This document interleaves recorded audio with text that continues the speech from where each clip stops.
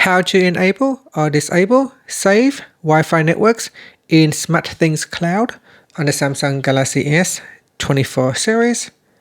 First, tap on the Home button to go back to the home screen. From the home screen, swipe down at the top, then tap on the Settings icon. Next, go down and tap on Connected Devices. Then scroll down to the bottom and tap on SmartThings.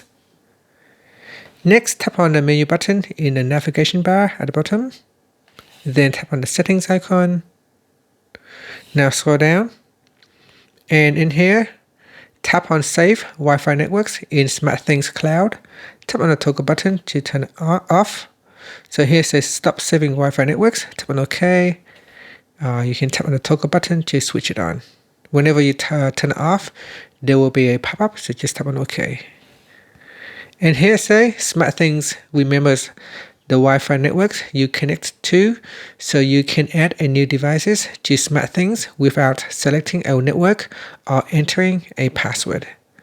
And that's it. So I'm going to turn it on. And finally, you can tap on the home button to go back to the home screen. Thank you for watching this video. Please like and subscribe to my channel for more videos.